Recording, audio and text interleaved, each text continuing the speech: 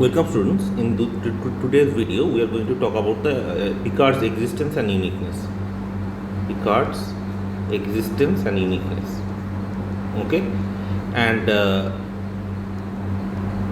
if you know, if there is one thing which I want you to know from this course is just to know this. I mean, if you know this also from this course, you know something about ODE. This is the most important result in all of ordinary differential equation. Okay, it is about existence and uniqueness. Okay, and in the earlier classes we have looked at Picard's theorem, but for a system, just a equation. Here we are going to look at the existence and uniqueness for this system. The system. So basically, let me write down the theorem. The theorem. So what does the theorem says? The theorem says that consider the initial value problem. Okay, very important. See, you cannot change this initial value problem to a boundary value problem and still assume that Picard's theorem holds. It won't hold. Okay, it may hold in some cases, but most of the times it won't hold. Okay, so please don't do that. It is an initial value problem. What does that mean? So basically, consider the initial value problem. It is given by x prime of t equals to capital A of x of t. Clear? Capital A is a not capital. So we are not we are not talking about. So we will talk about the more general problem, which is f of x. Clear? F of x t, if you want to write it. I most of the times I will omit this t. Okay, so and x at the point 0 is x naught. So essentially, what am I saying? I am saying that I am looking for a problem. I am looking for a solution of this equation x prime of t. Yes, for every t, x prime of t is given by some f. This f will be given to us. Yes, okay. Where is x naught? X naught is a column vector in Rn, right? Okay, and now suppose where is f? F is a function from Rn to Rn. Clear? It is a function from Rn to Rn. Is continuously differentiable. Okay, I hope you guys all know what continuously differentiable is, and so essentially let me clarify again if you are just to avoid any confusion.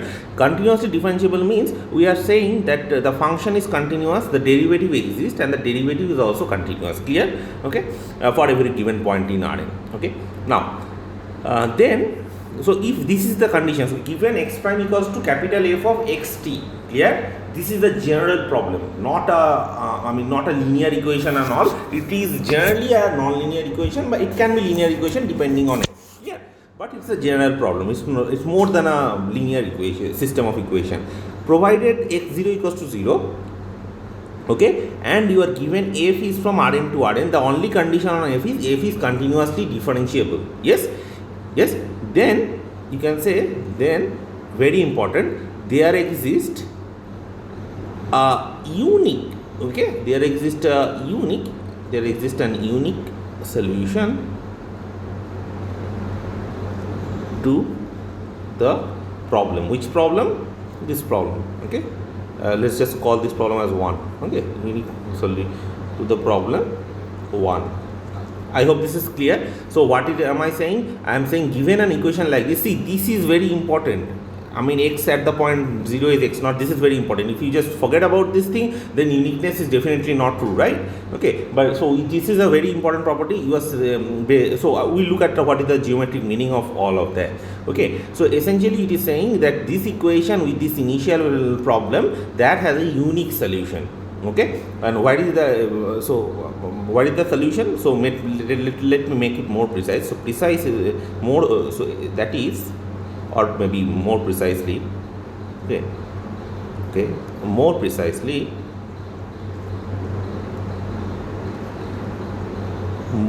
what does that mean? It means there exists a positive, clear, and an unique function or unique solution, whatever you want to call it, unique solution. Okay, capital X. Okay, from minus a to Rn. Clear? Okay, so essentially t is varying between minus a and a. That is what we are assuming. Clear? Okay, so x is from minus a to rn. So minus a is nothing special. You do realize that. I mean, it depends on where t is varying. If t is varying between some interval I, x is from that I to rn. Clear? Okay, so there exists a unique solution x from minus a to rn of 1. Okay, satisfying x0 equals to x0. Okay, all right, now let us look at what this means. So first of all, what do I mean by a solution? Let me clarify that. All of this is done, but we are still doing this part. Okay, so first thing, in the first few minutes, we will actually lay down the foundation of this thing so that there is no confusion about it. Okay, so what do I mean by a solution? So before I prove all of this, okay, so solution to 1, what does that mean? Let me clarify what does that mean, solution to 1. So basically what it is saying is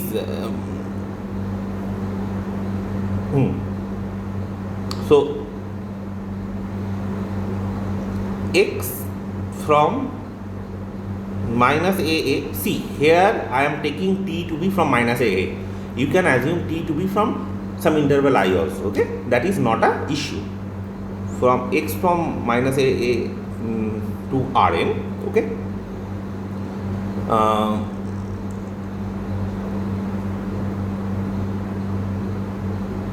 is said to be a solution. Is said to be a solution of 1. Clear? A solution of 1 if x prime t is equals to capital F of x of t. Okay, so for every t, okay, so this should for all t in I, or here it is minus a. Okay, for all t in minus a, this relation has to hold. Okay, for every t, you cannot miss a single t. This relation has to hold, and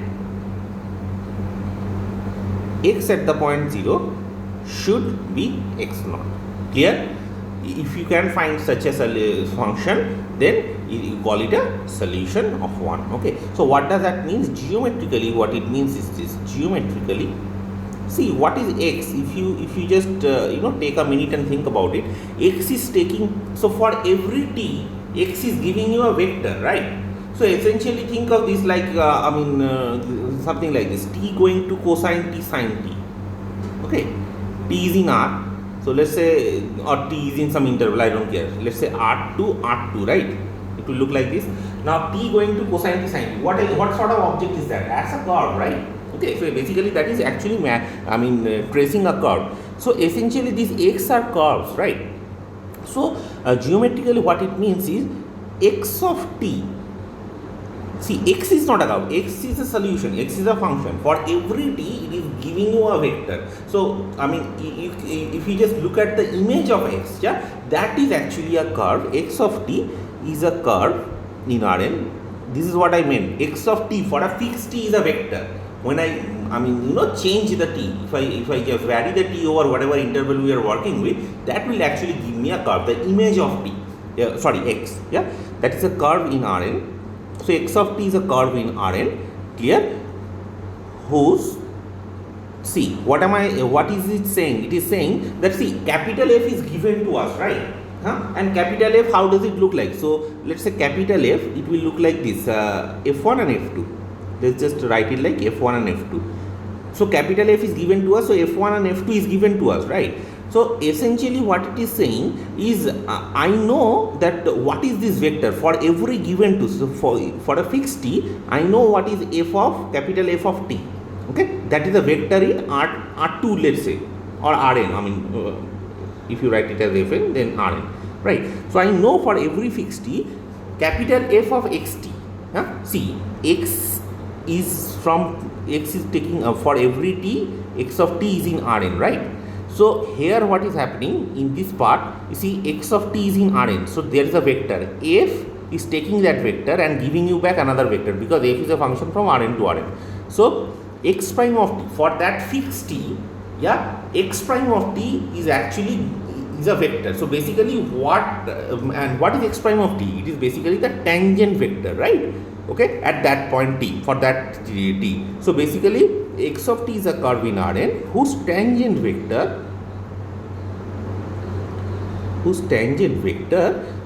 x prime of t, clear, is equals to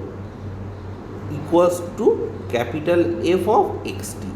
Okay, so what am I saying? I am saying that you give me a vector field. Yeah, see, for every Rn, f of r, for every vector in Rn, f of that vector is another vector in Rn, right? So we call such a function as a vector field. So for given a vector field f, okay, what I am saying is I will give you a curve whose tangent is actually that vector field. That is what Picard's theorem says. So here it is saying that if you want that curve to pass through some exact point x0 equals to x0, then I can actually pinpoint a single curve which will actually do that. I hope this is clear. Okay, so essentially the initial condition x0 equals to x0. What does that mean? It means that at t equals to 0, the curve passes through the vector x0. Clear? Okay, so essentially geometrically what does that mean? It means that we are looking for a curve such that any point, so given a vector field, any point in that vector field, okay, the tangent vector of the curve at that point is equals to that vector field for that point t. Okay, so for every t you are getting a vector x of t, yes, and f of x of t is another vector. Clear? The tangent to that curve has to be f of xt. That's what it is saying. Moreover, when x of 0 equals to x0, it says that the curve at t equals to 0 passes through the point x0. Clear? x0 is of course in Rn, so it passes through the point in Rn. So that's the geometric idea. I hope this is quite clear. I mean, it should not be a problem up till this point. Okay. So now before I move on, okay, let me clarify some more details. You guys already know this stuff, but still, I mean, let's just take some minutes and I mean go through this thing. Okay. So see, given capital F from Rn to Rn, okay, Rn to Rn, yes. How does capital F look like? That is what my question is. Okay, so essentially what it is saying is this. See, if you give a point x1, x2, xn in Rn, f of x1, x2, xn, this is what I meant when I say it is a vector field. It is basically f1 of x1, x2, xn, clear? f2 of x1, x2, xn, fn of x1, x2, xn. Clear? So what are fi's? Where fi's are real valued functions, okay, in Rn. So fi is from Rn to R are real valued functions.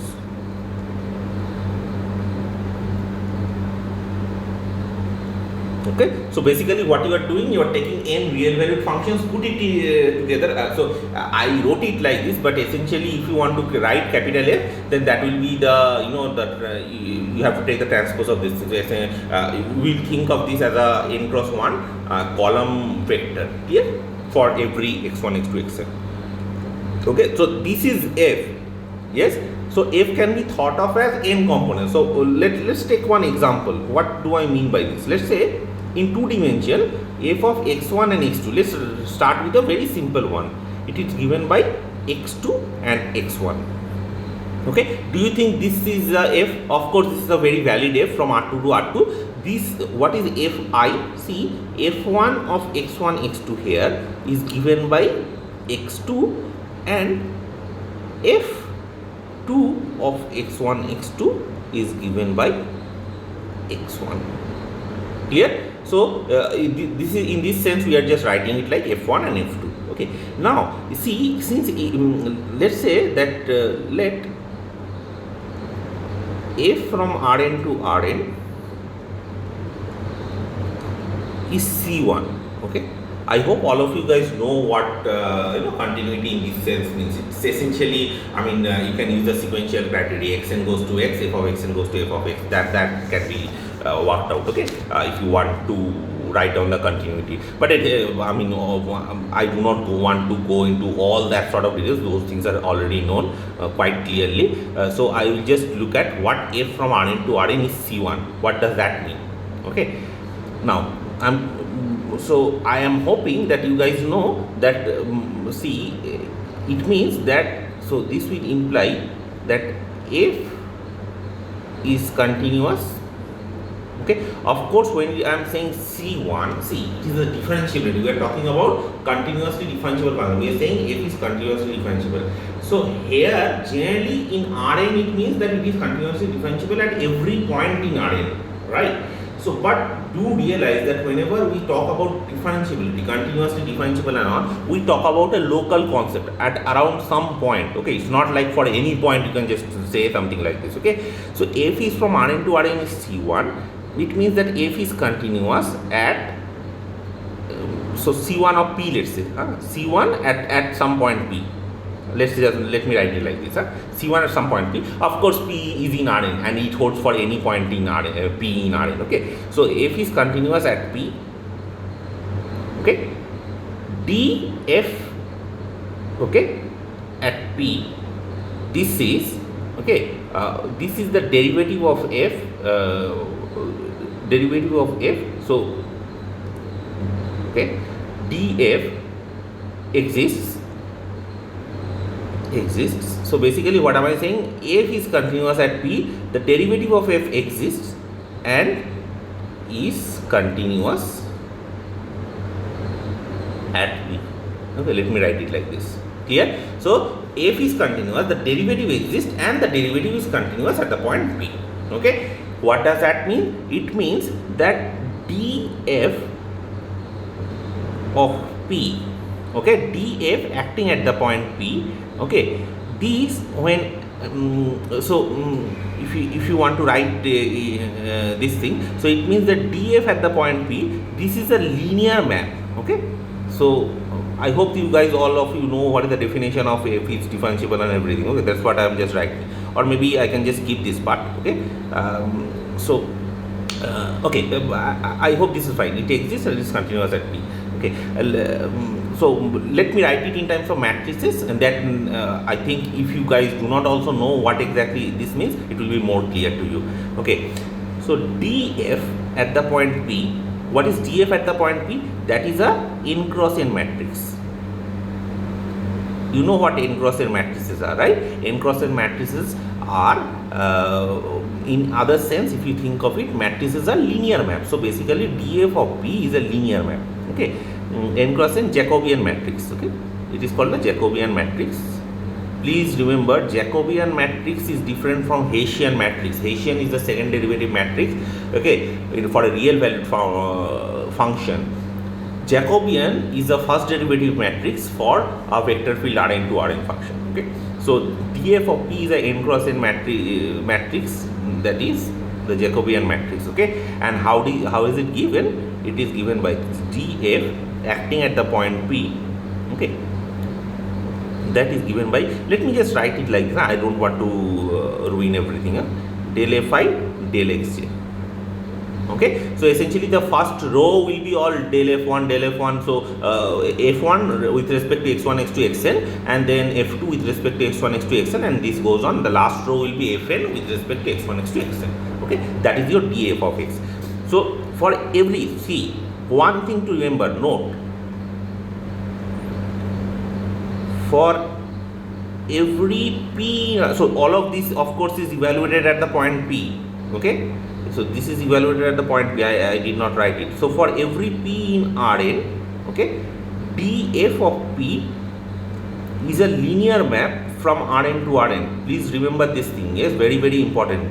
Okay, so essentially what am I saying? For every P in Rn, df of P, that is a matrix. It's a n cross n matrix. Clear?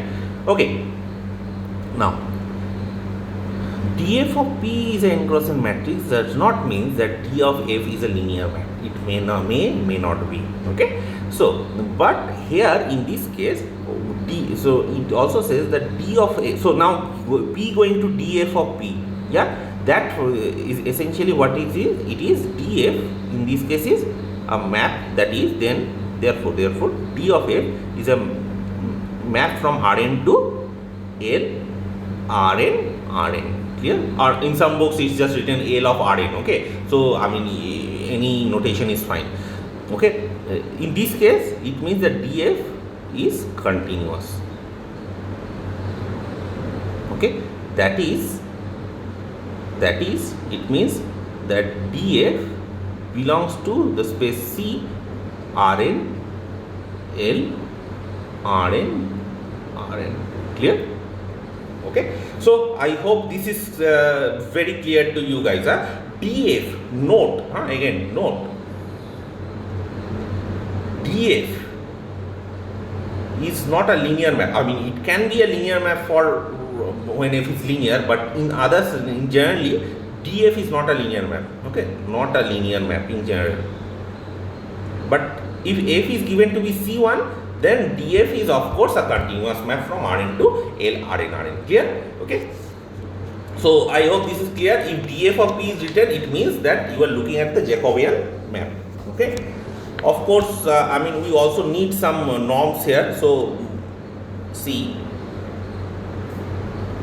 let's say if you are given something like this, so I think I did matrix norms wrong. Okay, so let me just do this part. For each x in Rn, okay, mod df of x, I hope that you guys know this thing. This is the norm of the Jacobian matrix. Okay, this is the norm of the Jacobian matrix.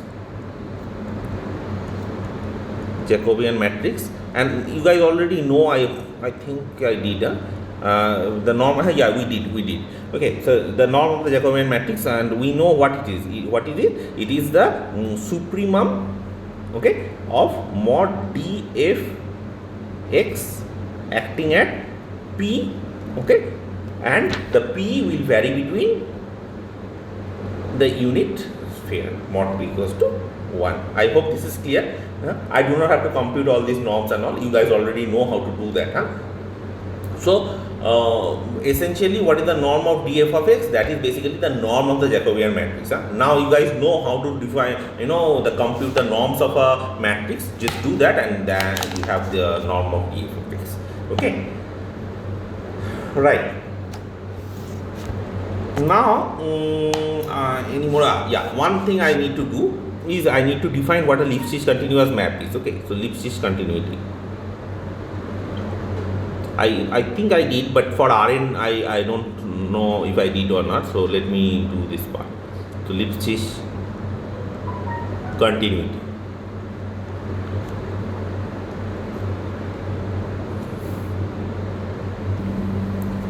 Okay, so what is Lipschitz continuity? So given open set omega subset of Rn, okay, capital F from omega to Rn is Lipschitz continuous. Is Lipschitz continuous on omega if, okay, again remember, okay, so let me write it down and then we'll explain. If there exists k greater than 0 such that mod f of y, yeah, minus f of x, this is not mod, this is basically the norm, this is less than equal a constant times norm of y minus x. Okay, so remember this is a norm in Rn, yeah, this should hold for all xy in omega. Yes, so of course how this k, note k is independent of x and y, of course it depends on omega, but it does not depends on x and y. Okay, so for any xy, yes, f of y minus f of x, the quotient of the f of y minus f of x and y minus x, the norm of the quotient, that is always bounded. That's what Lipschitz continuity says. Huh? So now please remember this one. This is very, very important. What is the difference between a simple continuity and a Lipschitz continuity?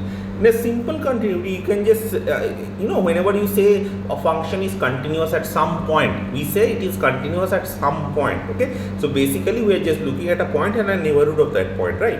Here, what we are doing is whenever we are saying it is Lipschitz continuous, we are not looking at neighborhoods of some points. We are just looking at a whole sets, open sets. Okay, and essentially this kind of sort of property has to hold for any point in any two vectors x and y in Rn in omega. Okay. Of course, you do realize that if f is Lipschitz continuous in omega, it has to be continuous in omega. That is, you just choose an epsilon and delta appropriately and you are done, right?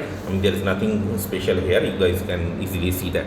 Okay. There is something also called a locally Lipschitz continuous. This also I hope, it's better to just write it down. Locally Lipschitz continuous.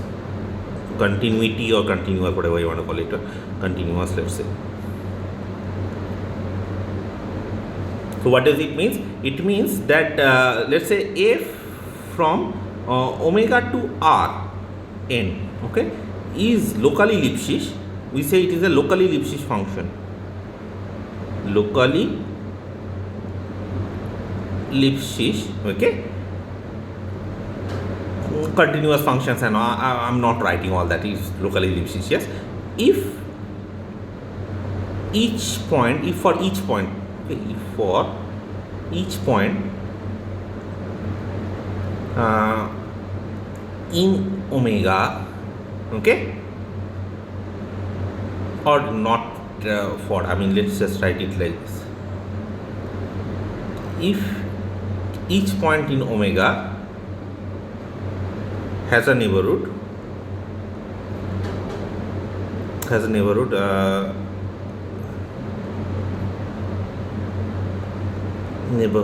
okay, has a neighborhood omega prime, clear, contained in omega. So basically what am I saying is this, it is Lipschitz, locally Lipschitz.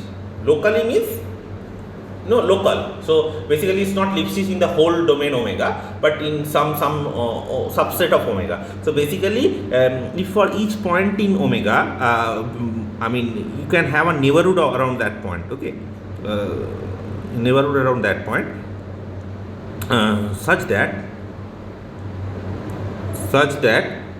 capital F restricted to omega prime, okay, that is Lipschitz. So basically now I am just restricting my Lipschitz continuous function from omega bar to just omega. Okay. Okay, now see, one of the main important properties of this Lipschitz continuity is this. So not a property, but essentially of some continuous differentiable function. So note, yes, I am saying it is note, but you have to prove it. It's not like a one-line thing. Okay, so let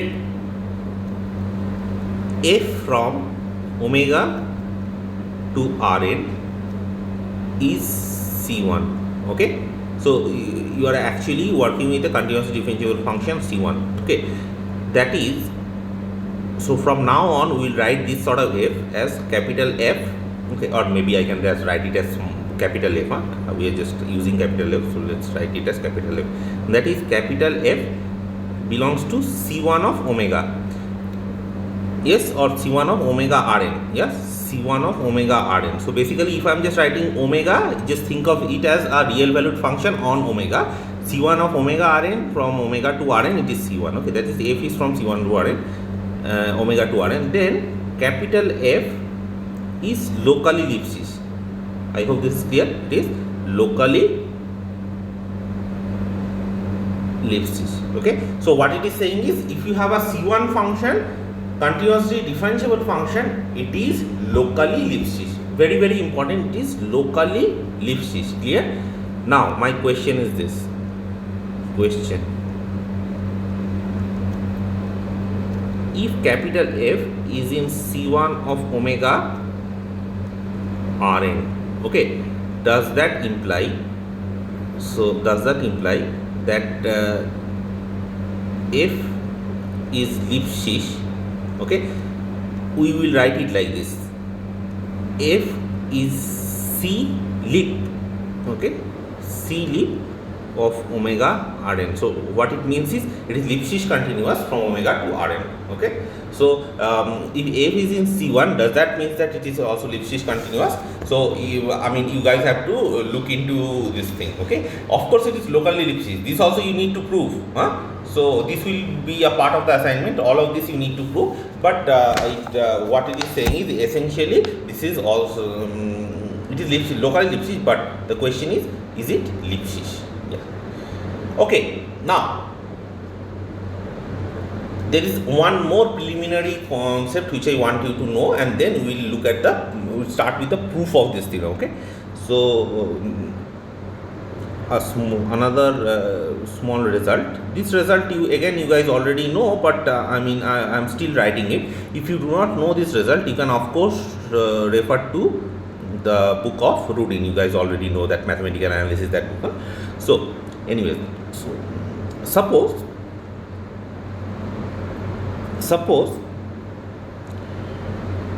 if k from omega to Rn, sorry, not omega, sorry, this is from minus AA to Rn, okay, minus AA to Rn, k equals to 0, 1, 2, this is a sequence of uniformly, or maybe I can write, suppose fk converges uniformly. Let me write it like this: k converges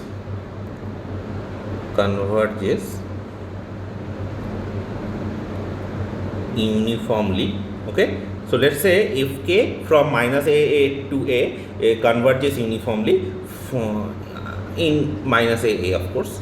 So let's say, so basically what I am saying is fk, there is a uniform convergence of the sequence of function fk in the closed boundary interval minus a. That's what it is saying. Okay, so maybe I can just, it will be more better if I just write it. That is, okay, given epsilon greater than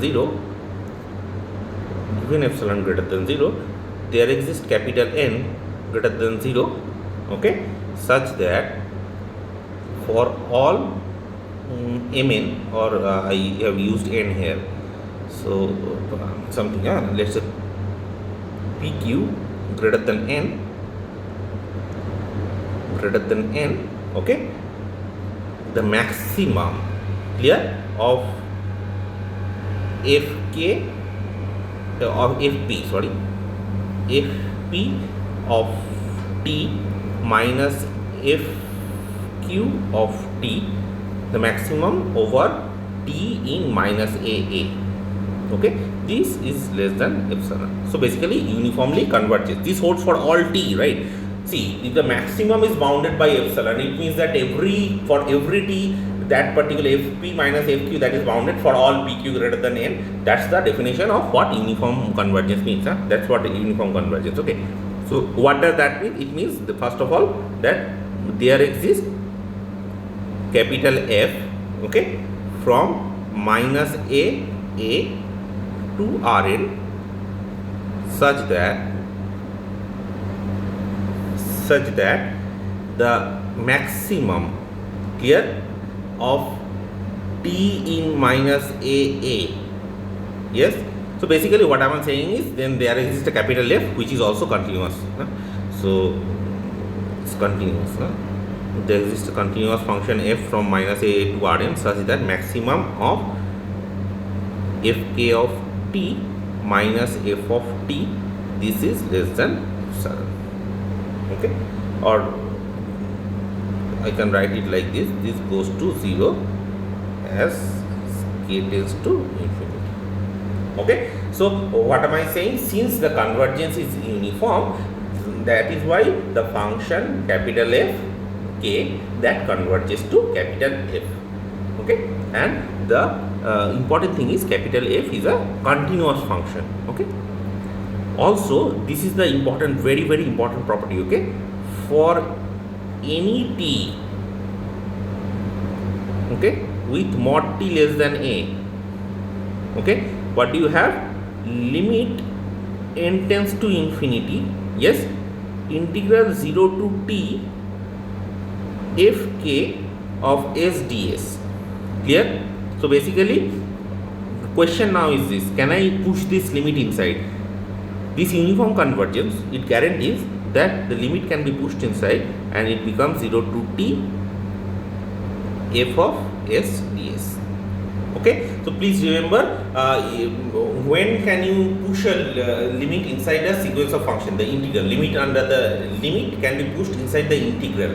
Okay, that can be only done if fk uniformly converges to capital F.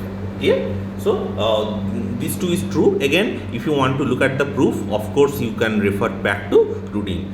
So we need all of this to prove our result. So in the next video we are going to look at the proof of existence and uniqueness theorem. Okay, so with this we are going to end this video.